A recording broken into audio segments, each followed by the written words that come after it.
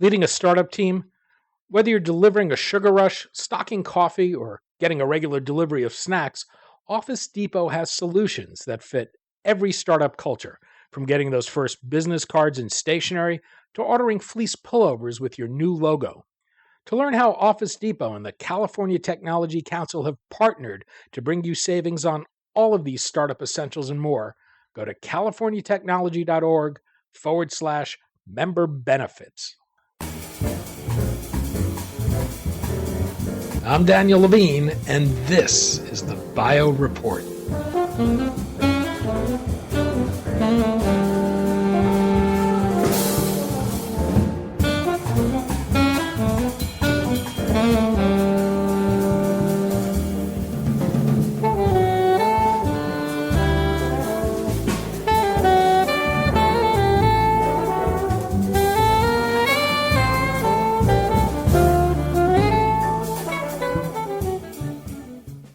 The effort to cost-effectively accelerate the development of new therapies has led to the rise of new business models that seek to provide expertise, capital, and access to professional networks that can help early-stage companies navigate pitfalls and overcome challenges.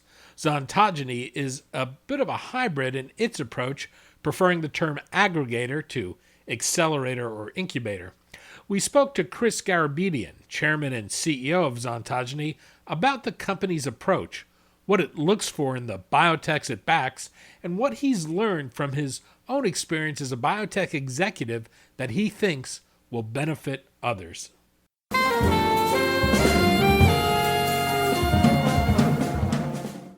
Chris, thanks for joining us.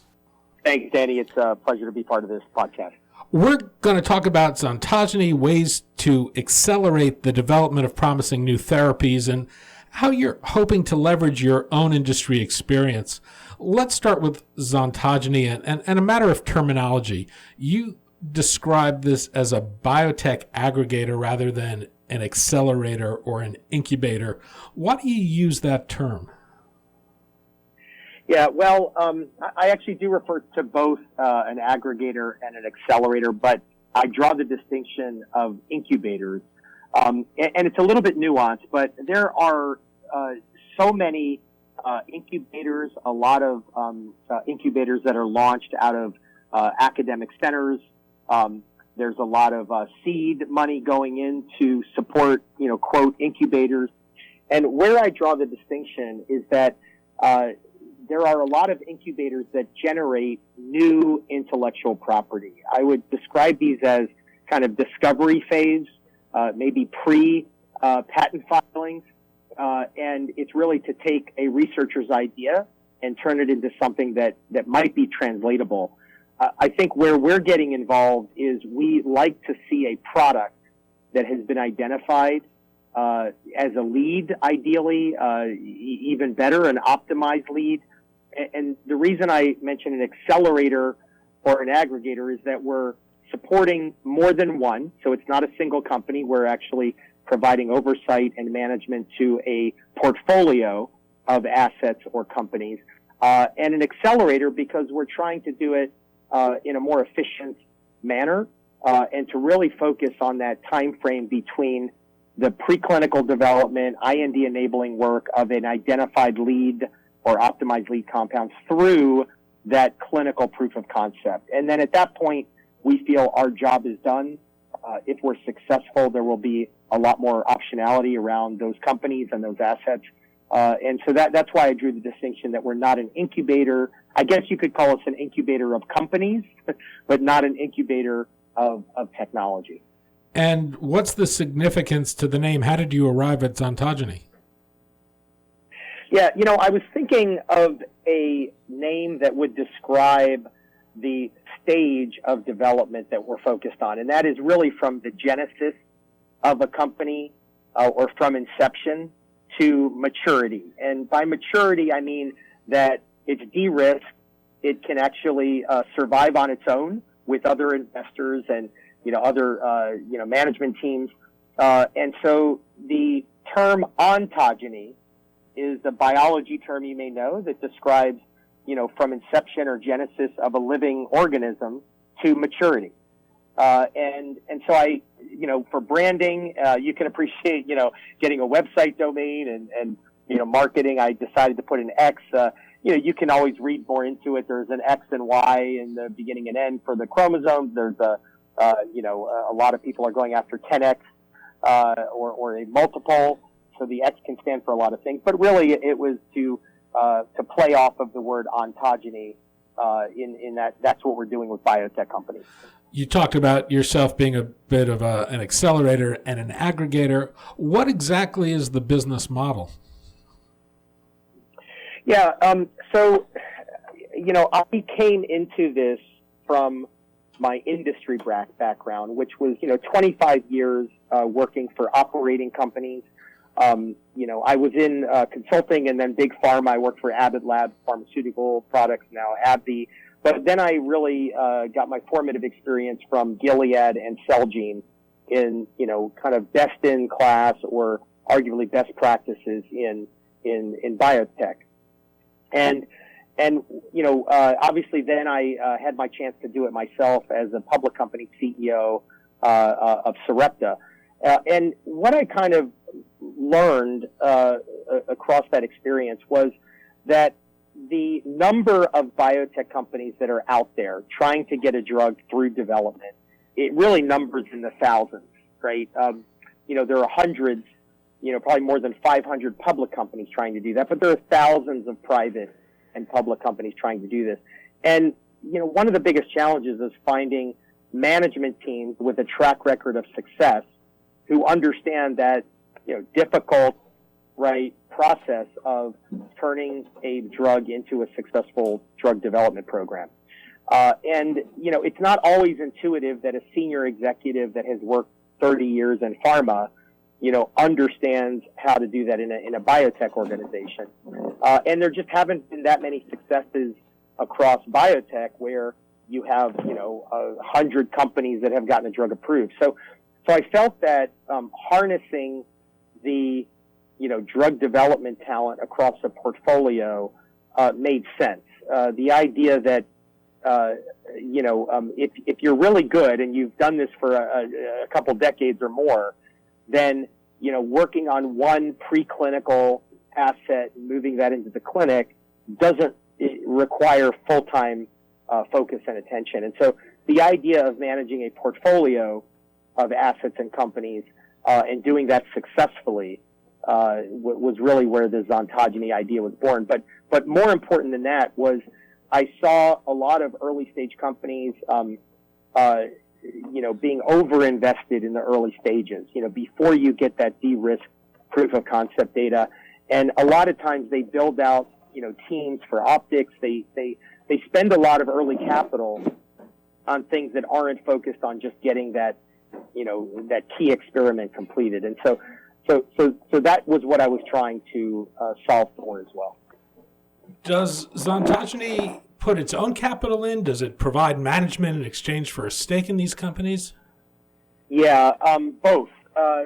So the idea was really born because when I left Sarepta, I was getting a lot of reach outs from entrepreneurs, scientific founders who had an idea, or they had some intellectual property, or they knew of an asset that was sitting on the shelf of their company or their former company.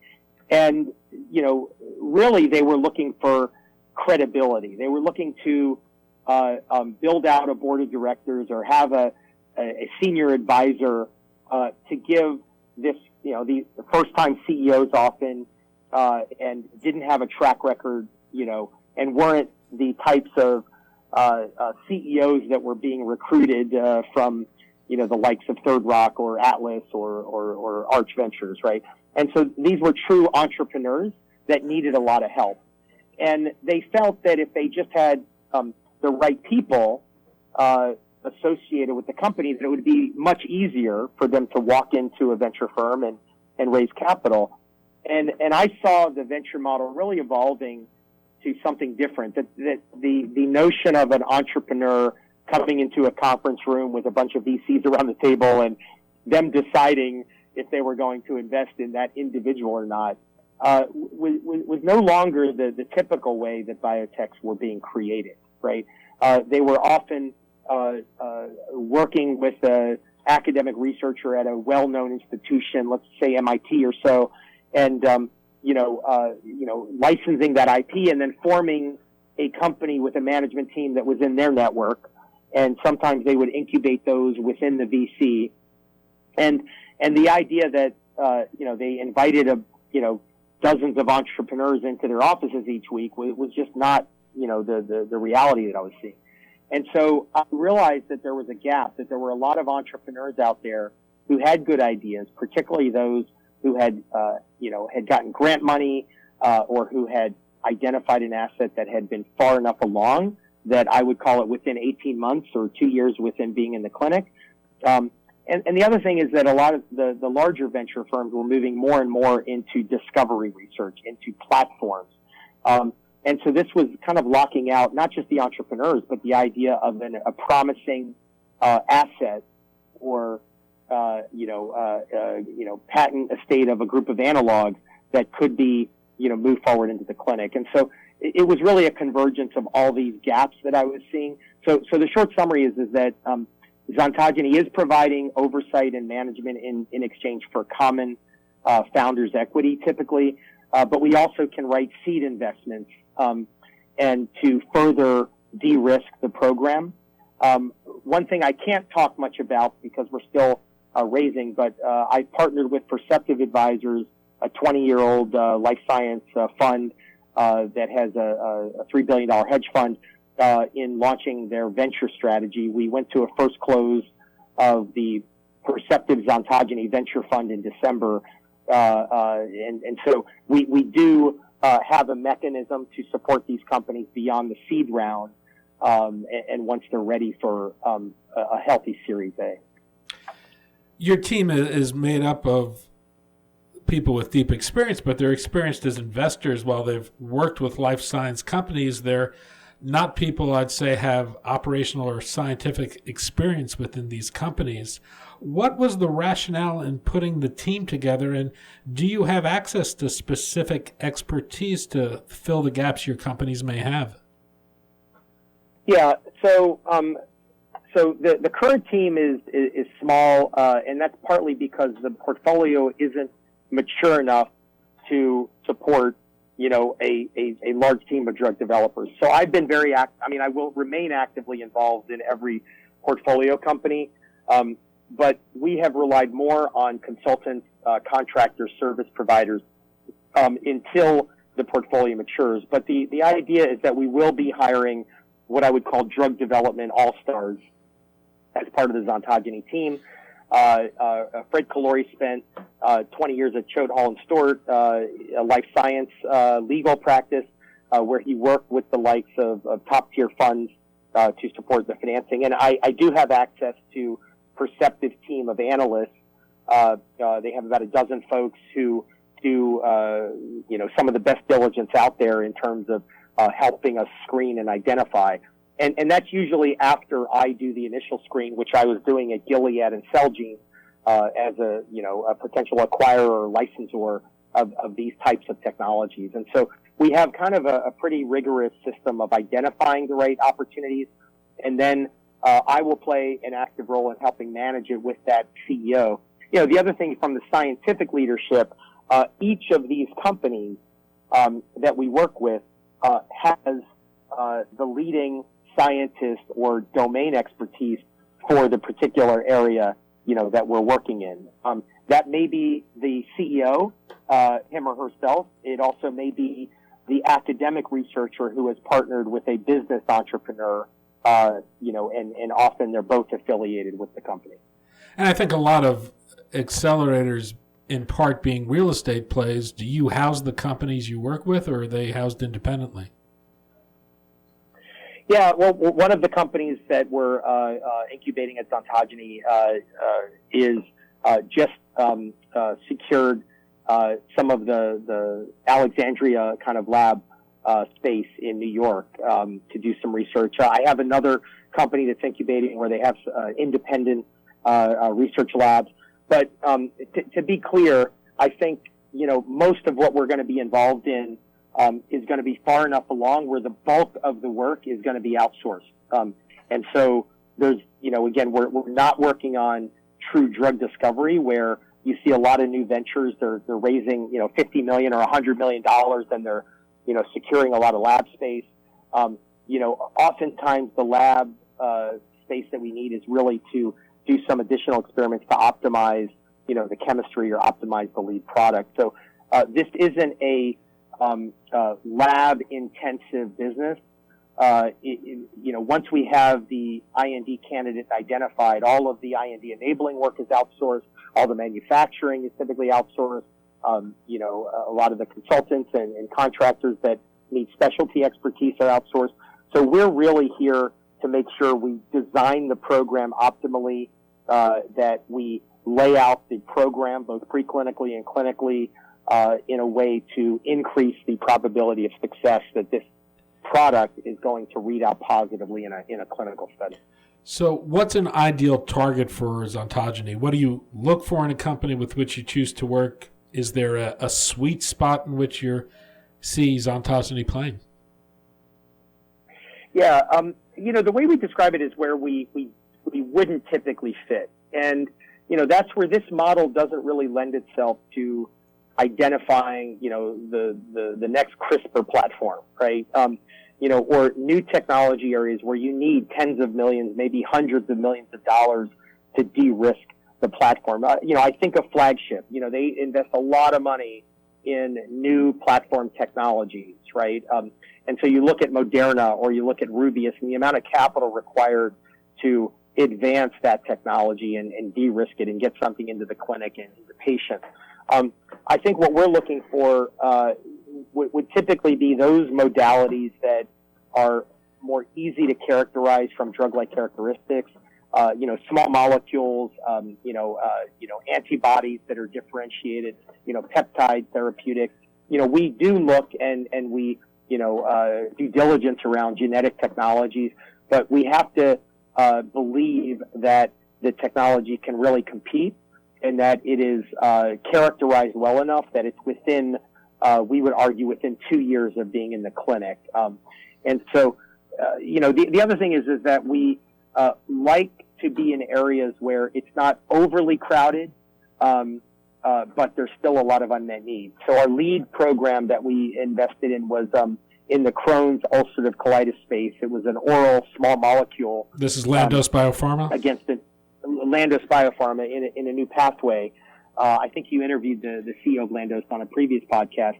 And that's one where, it's still been elusive to get a very active oral small molecule that could, be a go-to product before you move to the TNF biologics that could approach, meet, or even exceed the activity of the biologics.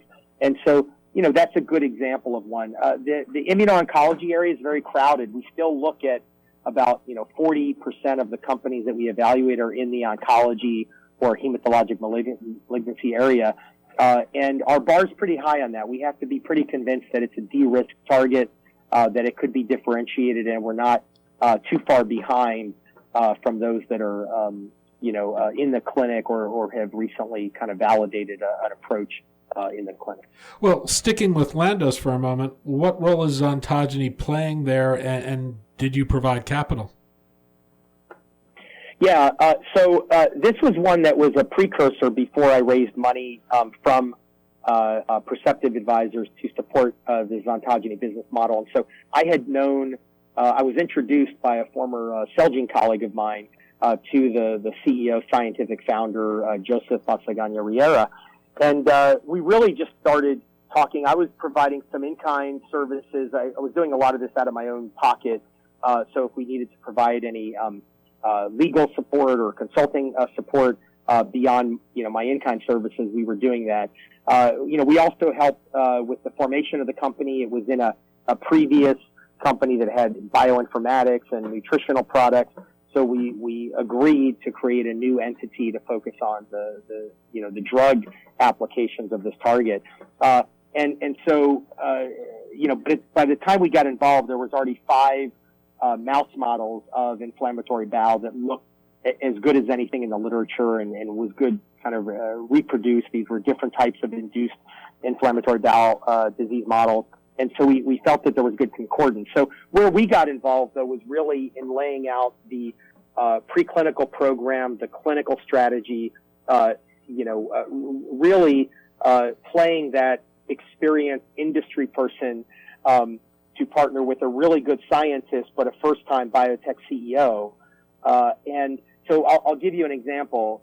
We raised $10 million in the Series A, and that Series A we were able to do pretty virtually, pretty efficiently. And I'll just rattle off what we were able to accomplish on a pretty modest-sized Series A of $10 million. We did multiple manufacturing runs with a contract manufacturer, GMP grade.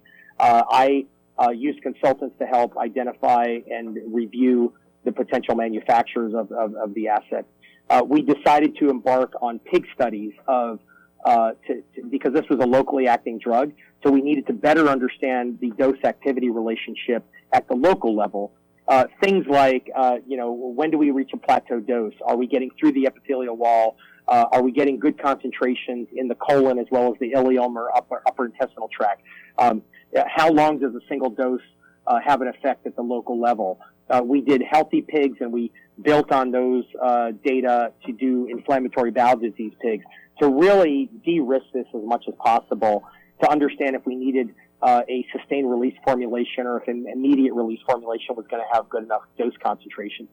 So, this was an example of, getting involved in laying out the strategy to do pig studies, to get involved in the design of those, to basically better understand how this drug's going to work. We did all of the IND enabling work. I was involved in helping Joseph with the regulatory strategy and getting involved in the briefing document and the questions that we posed to the FDA. For example, we shared the phase 1 SAD/MAD protocols with the FDA. We told them we were going to be doing it in Australia. We didn't want to start it until we had an open IND in the U.S. We got really great meeting minutes from the FDA to proceed, and that we had intention to do a phase 2 study in the U.S. in patients. So we completed those. We got the open IND. We completed all the IND enabling work. We now have 2 open INDs for the asset. We completed the SAD/MAD studies in Australia to great success. We also completed long-term animal tox so we could do a maintenance phase going into the phase 2 study. So on $10 million in about 18 months, we got, I would argue, as good a set of information to help us understand how to develop this optimally in a phase 2 proof of concept study than you would typically find in that time frame and with that amount of capital deployed. And the other thing I'll add is we had assembled a clinical advisory expert panel that we met with 3 times over that 18 months to learn from their experiences in working with other companies and learning from their successes and failures to help us shape the right clinical design, the right enriched patient population, the right way to construct the primary and secondary endpoints. So that just gives you an example of how Xontogeny is bringing that industry expertise and my background to bear to make sure that, it's not just a passive pool of capital, to hope that the CEO, in this case a first-time CEO of a biotech company, gets it right. And Joseph and I have a great relationship. We've never it's been very constructive and collaborative, and he understands what I bring to the table. I understand what he brings to the table as a leading scientist in this area. Given your Time at Sarepta, is there any interest in pursuing rare disease opportunities, or are you agnostic to what the opportunities are? Yeah, I still like the rare disease area. Again, a lot of it has been focused on the newer technologies, viral vector gene therapy, obviously RNA therapeutics, CRISPR increasingly. And so, again, part of it is that's a very crowded field, so we have to believe that we have an opportunity that's differentiated.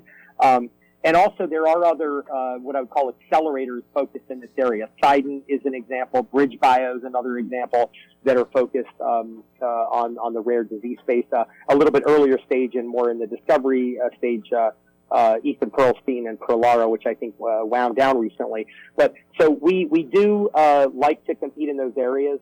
But I've worked in so many other therapeutic areas, even before I went to Sarepta, that we felt one of the strengths was we could work with a lot of different treatment modalities, a lot of different therapeutic areas, and we're really focused on a product that is kind of ready to embark on that IND and that kind of clinical strategy. Your time at Sarepta did have its controversy, both with conflict with the board and with the FDA. I'm wondering, do you think those experiences have done anything to allow you to provide greater guidance or insights into the companies you work with? Yeah, I mean, look, everybody learns from all the experiences that they have in their career. And look, I was on, the front lines of a lot of emerging trends that we've seen play out successfully with regulatory strategy and with technologies. I mean, when I started at, Sarepta, nobody was giving much credence at all to RNA technologies or, oligos or RNAi, et cetera. And, at the time, we were the only public company pursuing Duchenne muscular dystrophy, and you fast forward a few years, and there were probably a dozen or so pursuing DMD as a lead strategy as a public company. Today, back then, we were one of the first to pursue accelerated approval through CDER. Now, it's hard to find a rare disease company that's not pursuing accelerated approval. And there's been a lot of changes at the FDA, in the hierarchy and at CDER and at the division level. And I think that it wasn't easy to be on the front lines of that and to be the one kind of pushing the envelope, but absolutely you learn a lot. But I think from a drug development standpoint, I brought a lot into Sarepta to, take a 30-year-old failed company that had 7 previous attempts, all that failed in clinical studies, and was able to, find a way to use limited capital, limited drug, to do this small, phase 2, 12-patient study, which was designed as a placebo-controlled, double-blind randomized study, and it ultimately led to commercial approval. So I think there were a lot of lessons in that. The idea to work with technologies that, I'm choosing from a bigger pool of technologies and that we can fund them the right way from the beginning was one of the drivers to do this. I didn't want to inherit a company that had made a lot of mistakes, had a lot of problems, had a legacy of failure. And so this was one of the motivations for me to get involved, at inception of companies and really do it right from day one. Chris Garabedian, Chairman and CEO of Xontogeny. Chris, thanks so much for your time today. Danny, thank you. Thanks for the opportunity. Enjoyed it.